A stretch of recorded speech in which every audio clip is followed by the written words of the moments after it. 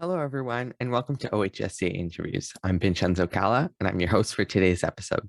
Today, I'm happy to have with me the MP for Flamborough, Glanbrook, Dan Muys.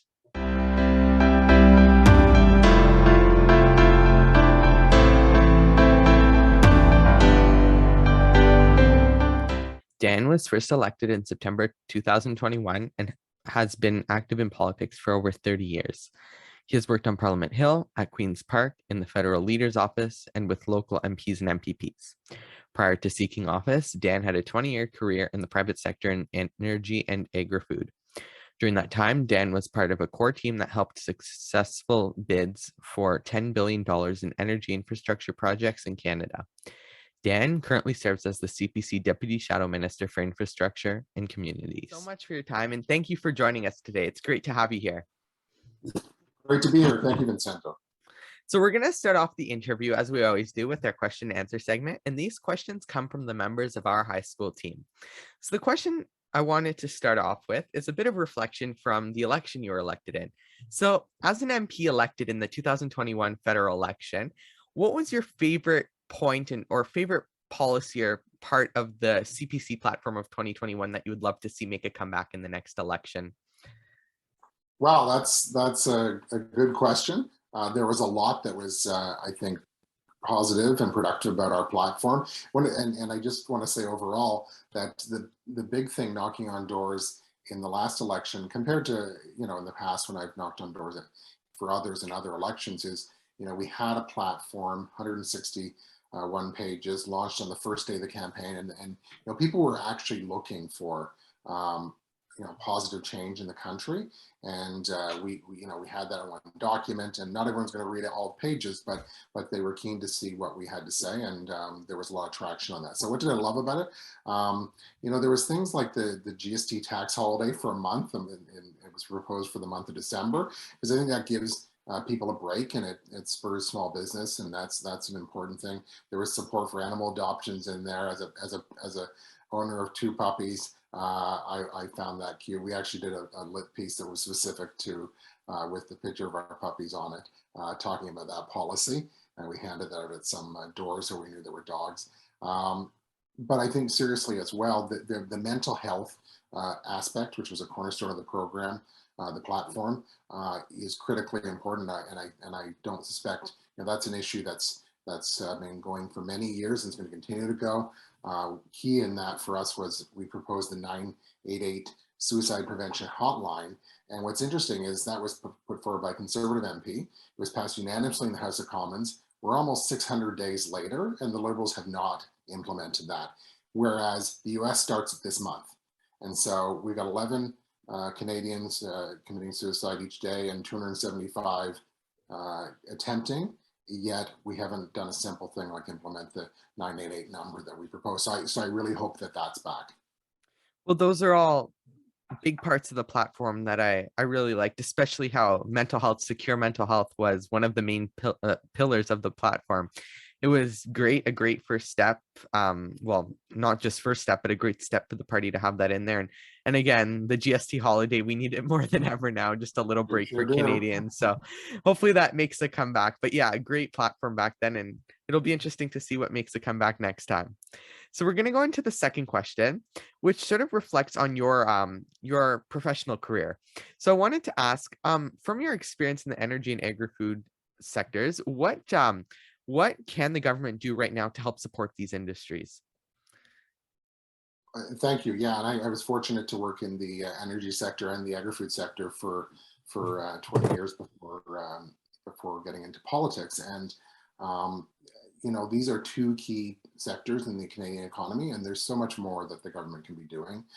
This Liberal government has failed on in so many ways on both those industries. Let me talk first about the energy sector, which is a critical part of our economy. We're blessed in Canada to sit on the 5th largest reserves of natural gas in the world. And right now, when we look at what's going on in Europe with the Russian invasion, Putin's invasion of Ukraine, Russia supplies natural gas to a lot of Europe.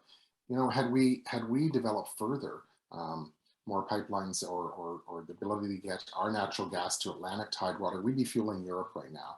And instead, what's happening is, countries like Germany are reverting to coal for electricity production because, they don't want to be as dependent upon the natural gas from Russia. And so, that's not good for the environment. So we have an industry here which is, environmentally conscious, ethically sourced, consults Indigenous communities, and creates incredible, well-paying jobs, and that's a strength in the Canadian economy. And this government has just turned its back on it and put up roadblocks on agri-food. If we can't produce our own food in this country, if we think back to the beginning of the pandemic, when you go to grocery stores and some of the shelves were thinning out, it's important to our food security. And we've been fighting in Parliament as Conservative Caucus, to remove the carbon tax on farm fuels. That's critically important to farmers because they can't afford to produce the food right now. The fertilizer tariffs that were put on as a result of the tariffs and sanctions against Russia have had a huge impact on farmers. So these are really impacting farmers. But a lot of people don't know that agri-food is actually the #1 employer in Ontario, not just agriculture, but the food production. And so we have, for example, just down the road from my own constituency, just down the road where I live, is the Ferrero plant, which is the 15th largest confectionery plant in the entire world, producing products for all over North America, Australia, and New Zealand. And so, we've got a huge important sector here, and we should be growing and investing in that. Well, for sure. And on those 2 points, I mean, when it comes to energy, we have some of the safest as well. A great record. When we had your colleague Martin Shields on a couple weeks ago, we talked about how safe it was, how Canada has a good Absolutely. safety Yeah. record when it comes to that, and we need to take advantage of that. And for agri-food, it's right. I mean, we have great industries there in Canada, here in Canada. It's again jobs for Canada, and it's something that that just overall helps us as a nation, and something that the government should continue to expand on. So we're going to go into question 3, which comes from Rain Sure. in Toronto, and it focuses on your shadow cabinet role. So he wanted to ask, as the Conservative Deputy Shadow Minister for Infrastructure, what do you think about the newly released G7 Global Infrastructure Investments Partnership, and maybe what it means for Canada as a whole? Sure, and that is hot off the press as of last week. There was an agreement among the G7 leaders to invest $600 billion in infrastructure globally, particularly for developing nations. And so, I know it's a big dollar commitment. It's the U.S. from what I have read is carrying the bulk of the weight on this, as they often do in some of these programs. I mean, this is something that deals with multiple portfolios, not just infrastructure, supply chains, international development, foreign affairs. So, I want to presuppose, having not had a chance to collaborate with other caucus colleagues on what our position is on that. But I would just note that overall, Conservatives are opposed to any new spending at this point, mostly because, frankly, we're in a situation where government spending is fueling inflation, and that's having a direct impact on absolutely everyone. The price of the pumps over $2 across the country.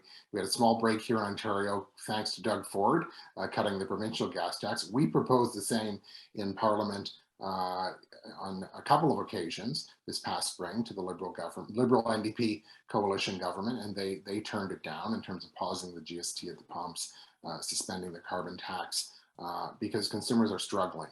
And food prices are up almost 10% more, depending on what type of food you're buying. So this is impacting families, it's impacting absolutely everyone. I mean, everywhere you go, everything is up. And so as a rule, we're sort of opposed to new spending at this point, because the hole just kept digging deeper. And we saw with the federal budget this past spring, the size of government is up 25% since pre-pandemic. It's not sustainable in the long term, and we need to grow the economy and get the books in order. Well, and you're right. I mean, when we recently had on Philip Lawrence And he said, if you're in a hole, you don't keep digging. But that's what the Right. government's doing right now. And the government needs to figure a way out to listen to the Conservatives. Whether or not that'll happen, who knows? But the Conservatives, the party has put forward some great points over the past couple of months in Parliament. And this needs Well, fixing these quick. are, yeah, and these are very practical, Mhm. sensible solutions they could do right away that would help people. You know, at the price of the pumps, the price of gas is impacting the price of delivery of groceries. Help people, you know, who are struggling to make Mhm. ends meet. We hear it absolutely every day. And meanwhile, they've grown the size of government. You can't get a passport. Airports are in chaos. The immigration system has a 2.4 million case backlog. Like, you know, they're not even competent at administering the things that they should be doing as a government. Yeah, it's crazy, and it needs fixing like now. So we're Yeah. gonna go on to question 4, which kind of looks at your goals for the long term sort of thing. So you are a newly elected MP. It's been about 9-10 months now. And I wanted to ask you, what is a goal that you have personally as a member of parliament that you would like to achieve in parliament in the next couple of years, in the next few years? Yeah, and I think you know, if I can start sort of bigger picture thematically, what I talked about in my first speech in the House of Commons was, you know, Canada is this country where it's been driven by hope and opportunity for years and years. With this country blessed with natural resources from coast to coast, smart people. We live next to the world's largest consumer market, the United States. We've got all of the reasons we should be succeeding as a country.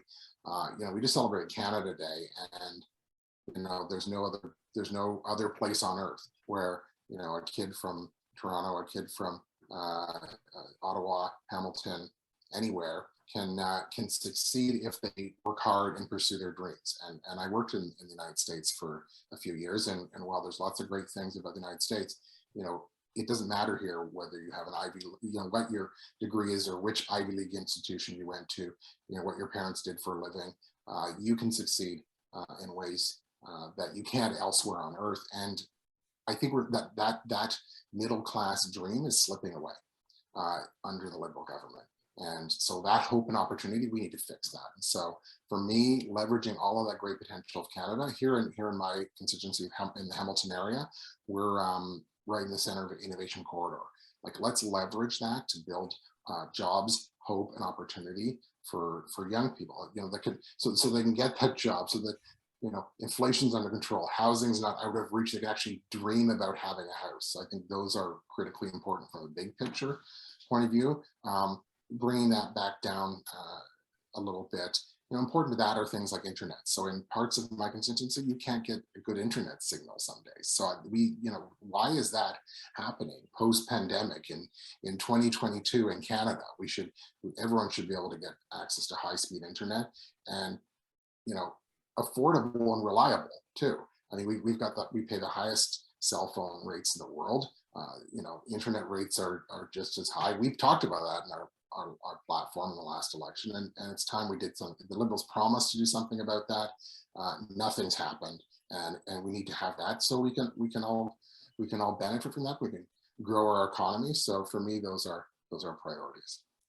Well, for sure. And I mean, everyday Canadians are suffering from these issues right now, and they need help, and they need somebody to help them. And right now, it doesn't seem like the government wants to be that somebody, and it needs fixing. But we're going to move on to the last part, which is advice for the next generation, where we talk about youth involvement in politics and more. We ask this to everybody. So I want to ask you, what should young high school conservatives do in order to get more politically active? And one piece of advice that you would like to give them. Sure, and you know, I grew up as a high school student. I was involved in my first campaign at 13 years old, and you know, have been involved ever since. Great opportunities, I find, and you know, having worked in the private sector and hired people for my teams, you know, people who are involved in politics, they have a keen understanding of what's going on in the world. They're good communicators. They have a skill set that you don't necessarily find in others, and so it's a huge advantage going into the workforce. And so I applaud everyone's involvement. You are the leaders of the future in more ways than you think. And also it's that skill set that you can take and leverage to future job opportunities. And you know, it's the network that I gained from my involvement in youth politics, you know, into you know, politics at the provincial and federal level. Now as an MP, I've been a riding president, I've been on the provincial party executive. You know, it's all those connections and contacts that you lean upon in your careers and in, you know, your in your life actually, and those friendships that develop. So you know, absolutely get involved.